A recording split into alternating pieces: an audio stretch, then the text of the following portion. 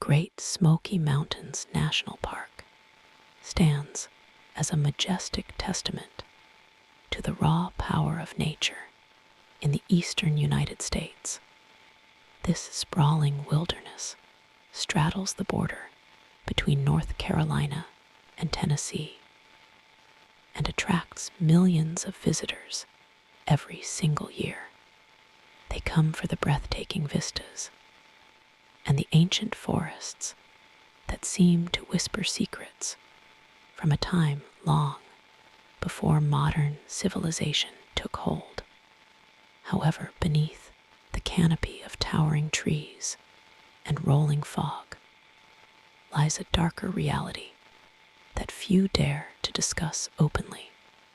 The mountains possess a beauty that is undeniable, but they also harbor a peril that is equally profound and unsettling. It is a place where the line between the known world and the unexplained seems to blur and fade away entirely. For decades, people have ventured into these deep woods, seeking adventure and solitude, only to vanish without a trace. These are not simple cases of hikers losing their bearings or suffering from exposure. These are instances where individuals seem to be plucked from the face of the earth in the blink of an eye. The sheer volume of unexplained disappearances in this specific region has given rise to countless theories and legends. Some speak of geological anomalies, while others whisper of something far more sinister lurking in the underbrush. The dense rhododendron thickets and steep ravines offer the perfect hiding place for things that do not wish to be found by human eyes.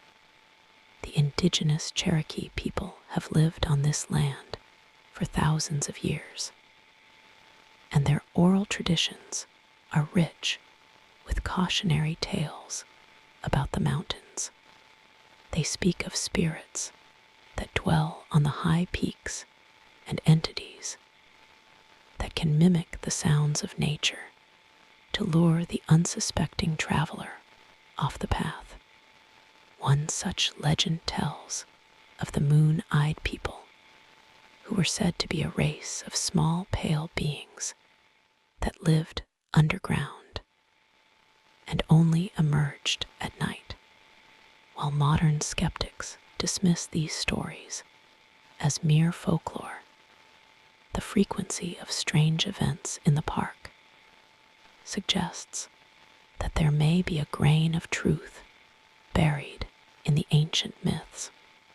The past is never truly dead in these mountains.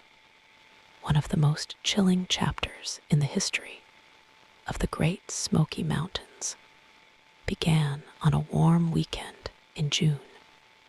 During the summer of 1969, the Martin family had gathered at Spence Field, which is a grassy bald high atop the Appalachian Trail, for a traditional Father's Day camping trip.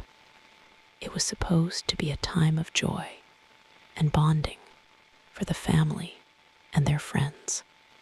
6-year-old Dennis Martin was a bright and energetic child who was eager to play with his older brother and the other children present. The open field offered what seemed like a safe playground, surrounded by the stunning backdrop of the mountain range. As the afternoon wore on, the adults sat around chatting, while the children devised a plan to surprise them. The boys decided to split up and hide in the bushes surrounding the clearing, intending to jump out and scare their parents in a game of playful ambush. Dennis Martin was wearing a bright red shirt that made him easily visible against the green foliage. He moved to his designated spot near a dense patch of laurel and waited for the signal. The other boys went to their positions, and moments later they leaped out to surprise the adults. Everyone laughed and cheered, but the laughter quickly died down when they realized one child was missing. Dennis did not jump out from his hiding spot. His father, William Martin, waited a few moments, expecting the boy to emerge with a giggle. But the air remained silent. A sudden wave of panic began to set in as the minutes ticked by without any sign of the 6-year-old. The family began calling his name, their voices echoing across the bald and down into the valleys below. There was no answer. It was as if the mountain had simply swallowed him whole in the span of a few minutes. The playful atmosphere of the afternoon had instantly transformed into a waking nightmare. The disappearance of Dennis Martin triggered the largest search and rescue operation in the history of the National Park Service. Hundreds of volunteers, along with National Guard troops, and even Green Berets, descended upon the area to comb every inch of the rugged terrain.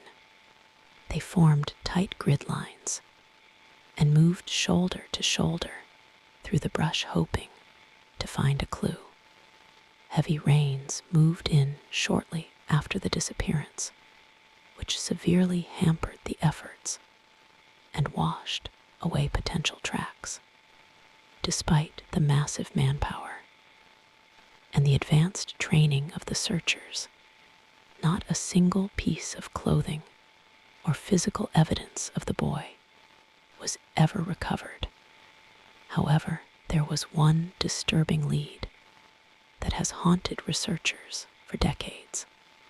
Several miles away from Spence Field, another family known as the Keys was hiking near the Sea Creek area. They were nowhere near the Martin family, but their timeline coincided perfectly with the disappearance. The Key family reported hearing an agonizing scream that cut through the silence of the forest. It was a scream that they described as primal and terrifying, unlike anything they had ever heard before. Shortly after the scream, the father, Harold Key, witnessed something that defied all logical explanation. Harold Key saw a rough-looking figure moving stealthily through the trees near a stream bed. He described the figure as a disheveled man who appeared wild and unkempt, moving with an unnatural gait. What terrified Key the most was that this figure appeared to be carrying something slung over its shoulder. Key initially thought it might be a moonshiner trying to avoid detection. But when he later learned of the missing child, the memory took on a grotesque new meaning. The object on the shoulder of the wild man was roughly the size and shape of a small child. The sighting was reported to the authorities, but it was largely dismissed at the time. The FBI and park rangers reportedly concluded that the location of the Key family was too far from Spence Field for the boy to have been transported there so quickly. Yet seasoned hikers know that the rugged terrain contains shortcuts and game trails that are not marked on any map. The dismissal of the Key sighting has fueled conspiracy theories for over 50 years. Many believe that the search was intentionally mismanaged, or that vital information was suppressed to prevent panic among the public. The idea of a feral human or a predator lurking in the park was not something the authorities wanted to entertain. The Dennis Martin case is far from the only unexplained event in the Smokies. 7 years later, in 1976, a 16-year-old high school student named Trenny Gibson vanished under equally mysterious circumstances. She was on a field trip with 40 of her classmates near Andrews Bald. The group was hiking a moderate trail that was well defined and heavily trafficked. Trenny was hiking with friends and was never more than a few feet away from the rest of the group. She was described as a responsible student who had no history of running away or causing trouble. As the group hiked along the trail, the students spread out slightly, but remained within shouting distance of one another. Trenny was walking near the back of the pack, but she was still visible to those ahead and behind her. The trail curved around a sharp bend, and Trenny walked around it just like everyone else. When the students behind her rounded the same bend mere seconds later, she was gone. It was instantaneous. There was no sound of a struggle, no scream, and no crashing through the brush. She had simply ceased to exist in the physical realm. The search for Trenny Gibson was exhaustive and involved tracking dogs that were brought in to follow her scent. The dogs picked up her trail, easily enough tracing her footsteps along the path she had hiked. However, when the dogs reached the exact spot where the trail curved, they stopped abruptly. They circled in confusion and whimpered as if the scent had simply evaporated into thin air. The handlers were baffled. It was as if she had been lifted vertically off the ground. A single comb belonging to Trenny was later found near the trail, but no other trace of her was ever discovered. The disappearances of Dennis Martin and Trenny Gibson share a terrifying commonality. In both cases, the victims were surrounded by people and vanished in a window of time that was impossibly small. It defies the logic of animal predation or accidental falls. A bear or a mountain lion would leave signs of a struggle, such as blood or torn clothing. A fall would result in a body that could be found by the grid searchers. The lack of physical evidence is what makes these cases so psychologically damaging to the families and the community. It leaves a void that is filled by the darkest of imaginations. Another haunting case dates back to 1958, involving a woman named Thelma Pauline Melton. She was 58 years old and an experienced hiker who knew the trails of the Deep Creek campground like the back of her hand. On the day she vanished, she was hiking with 2 friends. Thelma was somewhat overweight and suffered from high blood pressure, so she was not moving at a rapid pace. She was walking slightly ahead of her friends, perhaps 50 yards in front. The trail was relatively flat and open, offering good visibility. Her friends watched her walk over a small rise in the trail. They expected to see her as soon as they crested the hill themselves, just a moment later. But when they reached the top of the rise, the trail ahead was empty. They called out to her, assuming she had stepped off the path to rest or observe a flower. Silence was their only answer. They searched the immediate area frantically, but Thelma Pauline Melton had vanished. She had no reason to leave the trail, and physically, she would not have been able to run far into the woods without great difficulty. The search for Thelma was extensive, but yielded nothing. What makes her disappearance particularly unsettling is the irony of her experience.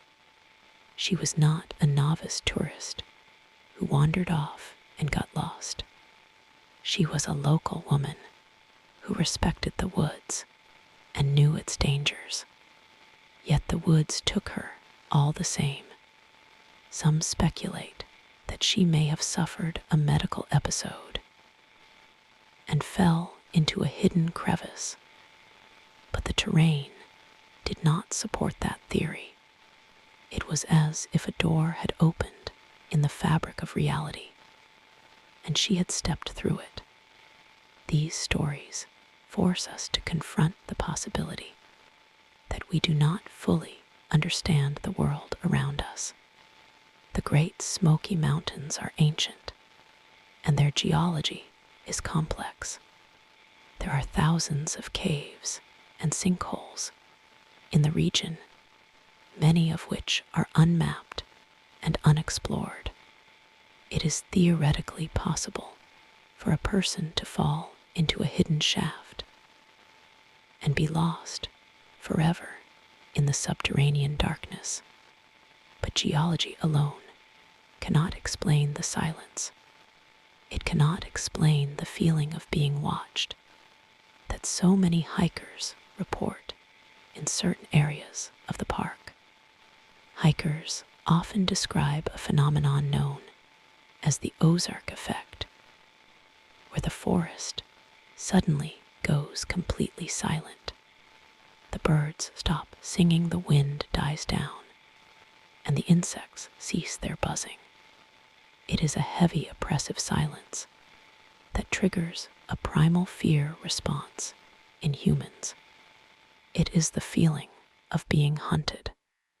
Many who have experienced this sensation report a sudden urge to flee, to run, until their lungs burn, just to escape the unseen gaze that is fixed upon them. This psychological terror is a recurring theme in the lore of the missing. The legend of the feral humans, or wild men, has persisted in the Appalachian region for centuries. Stories are passed down in mountain communities about people who have retreated from society to live in the deepest and most inaccessible hollers. These individuals are said to have lost their humanity, reverting to a primitive and violent state. They know the land better than any park ranger, and they can move through the forest without making a sound. While most consider this to be a myth, the sighting by Harold Key during the Dennis Martin search lends a chilling credibility to the idea. Is it possible that a population of people exists within the boundaries of the national park, completely undetected by modern authorities? The park covers over 500,000 acres of extremely rugged terrain. There are areas that have not seen a human footprint in decades. It is not entirely implausible that someone who wished to remain hidden could do so. If such people exist, They would view outsiders as a threat, or perhaps as prey. The thought of being watched by human eyes that have lost all empathy is a horror beyond comprehension. There are also theories that delve into the supernatural, suggesting that the mountains themselves are a hungry entity. The Cherokee legends of the Ulagu, or the giant hornet, and the stone-skinned witch Spearfinger point to a belief that the land requires a sacrifice. These entities were said to prey upon children and the solitary wanderer. Perhaps these ancient stories were not literal descriptions of monsters, but metaphorical warnings about a force that the ancestors could not explain, but knew to fear.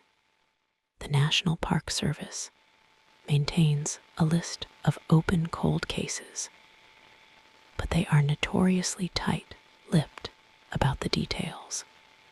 Critics argue that the park downplays the dangers to avoid frightening away tourists and damaging the local economy.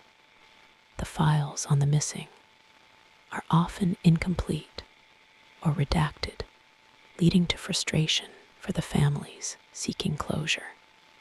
This bureaucratic silence only adds fuel to the fire of conspiracy. It creates an atmosphere of distrust where people feel that the authorities know more than they are admitting.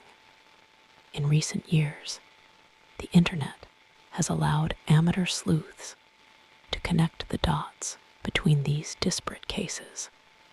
They look for patterns in the geography, the time of year, and the profile of the victims. Some have noted a cluster of disappearances near high elevations and boulder fields.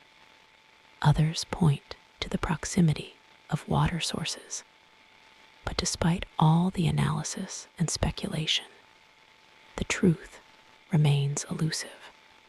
The mountains keep their secrets well, and they do not give up their dead easily. The emotional toll on the families of the missing is immeasurable. For the Martins, the Gibsons, and the relatives of Thelma Melton, the pain does not fade with time. They are left with a permanent, void a question mark that hangs over their lives. They do not have a grave to visit or a body to mourn. They are left only with the memory of a sunny afternoon that turned into a lifetime of darkness. The psychological weight of not knowing is a torture that most of us can barely imagine. Even today, hikers in the Great Smoky Mountains are warned to stay on the trails and never hike alone. The Park Service advises visitors to carry whistles and bear spray, and to let someone know their itinerary. These are practical safety measures, but they feel woefully inadequate against the kind of threat that took Dennis Martin. A whistle cannot save you from something that can silence a forest. Bear spray is useless against a shadow that vanishes when you turn your head. Nighttime in the Smokies brings a different kind of terror. Campers often report seeing strange lights bobbing in the distance, deep in the woods, where no trails exist. These lights do not move like flashlights or lanterns. They hover and dart with an intelligence that seems almost mocking. Some call them will-o'-the-wisps, while others believe they are spirits trying to lure the living into the darkness. To follow the lights is to court disaster. The deep hollers of the Appalachians are places where the sun barely reaches the ground, even at high noon. The shadows are long, and the air is always cool and damp. In these places, the moss hangs thick from the trees like ragged curtains, hiding whatever stands behind them. It is in these dark recesses that the imagination runs wild. Every snapping twig sounds like a footstep. Every rustle of leaves sounds like a whisper. The isolation is absolute. We may never know what happened to Dennis Martin or Trenny Gibson or the countless others who have vanished in the great Smoky Mountains. Their fates are locked away in the silent timber and the cold stone, but their stories serve as a grim reminder that we are not the masters of this world. We are guests in a wilderness that is indifferent to our survival. The mountains were here long before us, and they will be here long after we are gone. So if you ever find yourself hiking the trails of the Smokies and the woods suddenly go quiet, pay attention to your instincts. If the hair on the back of your neck stands up, do not brush it off as paranoia. Turn around. Go back to the safety of your car and the world of pavement and streetlights. Do not step off the trail to investigate that strange sound.